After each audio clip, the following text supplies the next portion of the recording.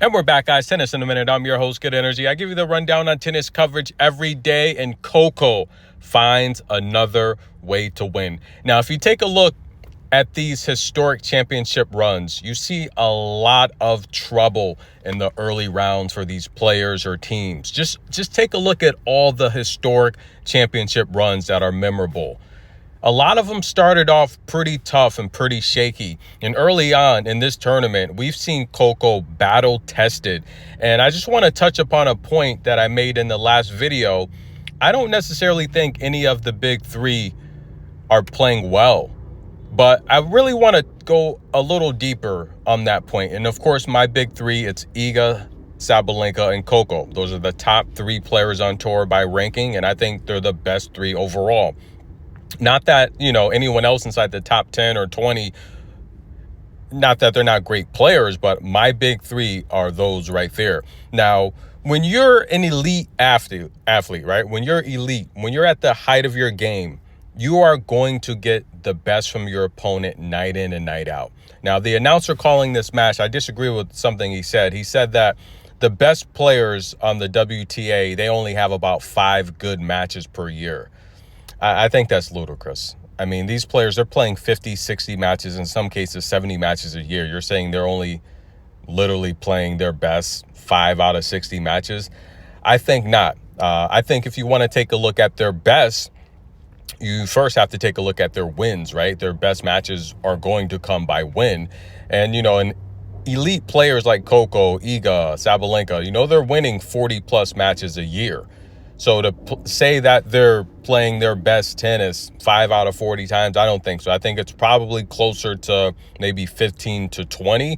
But when you're a great athlete in any sport, when you're one of the best that do it, your opponent's going to get up for that match. And I've experienced this. I know how this is. When you are a good team, a good player, your opponent that's not on that level, maybe they have a worse ranking, or maybe they're upcoming, they want to get a name, they're going to get up for those matches. They're going to play their best. So it's not necessarily that the big three is looking bad. It's just that people are coming for them. They are gunning for them. They want those points. They want the purses. They want those victories. They want that notoriety. They want that name recognition. And that's Brad Gilbert there. I saw Brad Gilbert, a couple days ago. Now, Coco started shaky in the first set. She had to save her first 10 breakpoint opportunities. And I do feel, and I talked about this a couple days ago, I feel she wants to kind of stick to the game plan a little too much. And she's got to do a little bit more thinking on the fly, improvise out there, handle each situation as it comes. I feel she's trying to stick to the game plan, and it's causing her to make a lot of mistakes. Even though she gets the victory here, I would have liked to see her win the second set because Bronzetti tires. I do think she did well with her stamina today, but I think Coco should have at least won the second set 6-3, 6-4. The tiebreak there, again, but it goes to show how players, they get up for these big matches. Coco would come through. Bronzetti did have an opportunity in the tiebreak up 5-4, but Coco would close it out in style. Bronzetti takes a loser's walk, but she's not a loser. But in terms of Coco play, what do I think? I said it will get easier through round 4. Now, if Mertens takes out Osaka, I don't think Coco will have a problem with all the unforced errors she had in a match like this. She had several unforced errors. As you can see, there are 34 total. If Mertens takes out Osaka, not a problem for Gauff, because Mertens, she's going to put up 6 to 10 double faults. So if you will, mistake for a mistake, I think the wash will be the better play from Coco, the backhand from Coco, the athletic ability, the net play from Coco. Coco doesn't use a lot of topspin anymore. She used to when she was younger. So I hear a lot of these announcers saying, she can't use topspin, and that tells me that they just started watching Coco. Go watch Coco at 15, 16 years old.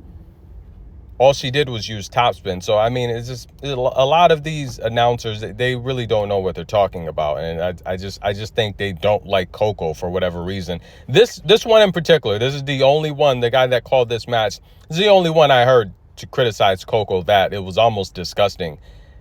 Every other announcer, and I watch all of her matches, they all say great things about Coco. But this guy, he's ridiculous to say she plays her best tennis 5 times a year. And it wasn't her. He said all the Iga, Sabalenka, all of them. I think that's ludicrous nonetheless. But Coco comes through. A lot of unforced errors. She's going to have to control those 21 winners. Again, if Mertens wins, she can get by with that. But if Osaka takes out Mertens, it's a good chance she will. I don't think Gauff beats Osaka with 30 errors because Osaka's very technical. Osaka doesn't make a lot of errors like that. Osaka plays pretty clean tennis. If you're going to beat Osaka, you're going to have to beat her. And I think that's going to be her challenge so far in this draw, Osaka. Tennis in a minute. Coco gets the victory. We'll be right back.